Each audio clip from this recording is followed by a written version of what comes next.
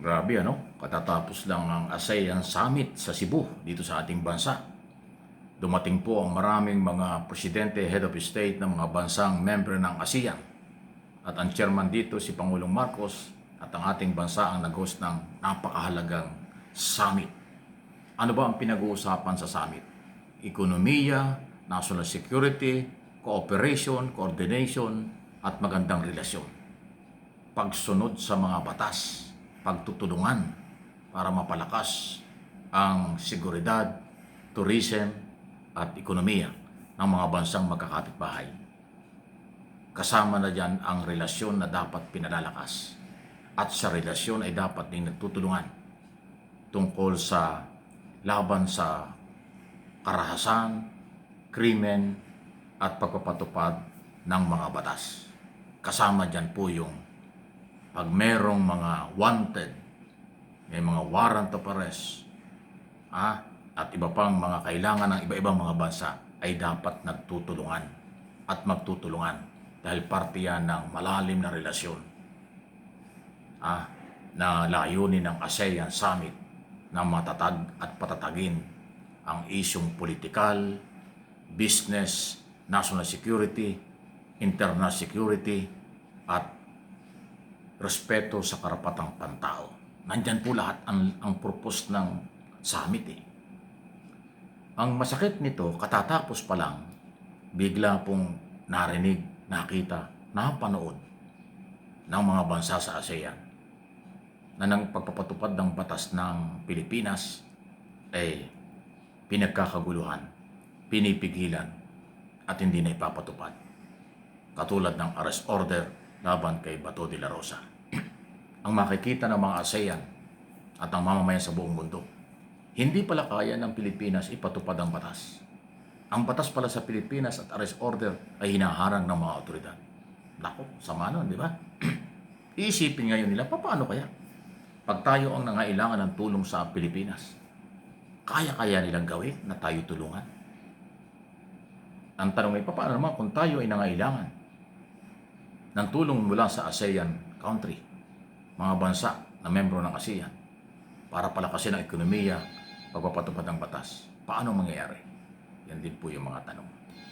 So, sa ayaw at sa gusto nyo sa aking personal na opinion, analysis, interpretation sa nangyari ito, hindi po maganda yung nakita sa international ng nangyayari sa ating bayan tungkol sa arrest order laban kay Senador Bato de la Rosa na pinotektahan ng kapwa senador. Yung pa namang arrest order ay galing sa international court. Hindi yung galing sa local court. Kasi kung galing yan sa korte ng Pilipinas, pwedeng baliwala sa kanila yan. Kasi internal problem natin. Pero international court yan eh. Ang ICC ay membro dyan ng marami mga bansa sa mundo na dapat ating pinagkakatiwalaan, tayo pinagkakatiwalaan, at dapat may respeto sa rule of law. Ang warrant of arrest, parte ng rule of law, parte ng due process. Pero hinarang ang ating mga otoridad, like NBI, ng mga politiko para hindi maaresto ang isang politiko. Wow! Yun po ang dating. Only in the Philippines. Kaya ulitin ko, sayang. Sana naka-take off na tayo, sana okay na-establish na tayo nakapag-host ng matagumpay na ASEAN Summit na pinangunahan ng Pangulo, pero nasira yung ating imahe sa ganitong sitwasyon.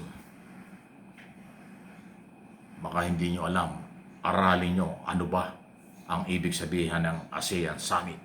Ano ba ang ibig sabihin ng pakikipagkaibigan ng Pilipinas sa iba-ibang bansa. Hindi lang summit, kung hindi yung international relation, independent foreign policy. Yun po yung mahalaga. Pero nasisira at nasasapawan dahil dun sa ilang sektor nakatingin sa pangsariling interes, proteksyon sa kanilang grupo, hindi na iisip ang pangkalahatang dapat maging positibo at pangkalahatang epekto. Yan po yung aking opinion. Ano po ang inyong masasabi? Please comment, react sa tamang pahayag, maging professional sa mga reaksyon at comment na pakikinabangan sa impormasyon, hindi yung panlalait, pagmumura, pagbabanta, wala yang kakwenta-kwenta. Mababang argumento, mababang level ng pagkatao ang mga puro pagmumura at pagbabanta. Hindi naman ho ang pinag-uusapan na topic murahan at banta. Ang pinag-uusapan ay for information, for development, demokrasya, karapatan, at pagrespeto sa kapwa. Bakit magmumura at magbabanta kayo? Ganon kayong kababaw. Kung sino man yan, alam nyo na yon. Okay? Dahil dyan, malibawan sa iba ko nating mga balita, bubuuin na rin po ng ating mga kongresista kung sino yung 11 team prosecutor. Sino ang magagaling na abogadong congressman na magiging prosecutor. Tuloy-tuloy po ang paghahanda ng kongreso. At karamihan dyan sa pwedeng makuha yung mga member din ng Justice Committee kasi siya merong kaalaman, kabisado niya ang mga dokumento at ebidensyang nakalap doon sa 7 hearing ng Justice Committee. Minsan pang naipakita, naipaliwanag ni Congressman Luistro ng Lawigan ng Batangas nang siya magsalita sa plenary, nagrekomenda ng botohan o ng impeachment, article impeachment na ilatag ang maraming ebidensya base sa kanilang nakalap. Kaya yun po yung mahalaga. Ngayon ang tanong, kailan kikilos ang Senado? Ang trabaho ng Senado, mag-trial, hindi pagtakpan ang akusado. Kahit na si Cayetano pa ang senador dyan, Senate President, hindi niya trabaho pagtakpan ang katotohanan. Pag ginawa niyang pagtakpan ang katotohanan, walang kwenta ang Senado. Walang kwenta ang institusyon pagkaganon. Kasi sila ay senador judge, hindi sila abogado ng akusado, hindi rin sila abogado ng complainant. Sila ay dapat tumingin at magbase sa kung ano ang dokumentong ilalatag ng team prosecutor, mga abogadong congressman na siyang taga-usig, dala ang mga complainant, dala ang mga ebidensya, dala ang mga testigo at handang humarap sa trial sa Senado. Kaya dapat ang impeachment court, impeachment trial ay buuin na gawin ng kasalukuyang liderato ng Senado. Pag hindi po ginawa yan, usigin sila ng taong bayan. I-call out sila ng taong bayan. Hindi dapat manahimik ang mamamayan kapag hindi po nagkaroon ng trial, hindi po yan naaayon sa kanilang obligasyon at kautusan ng saligang batas. Ayan po yan.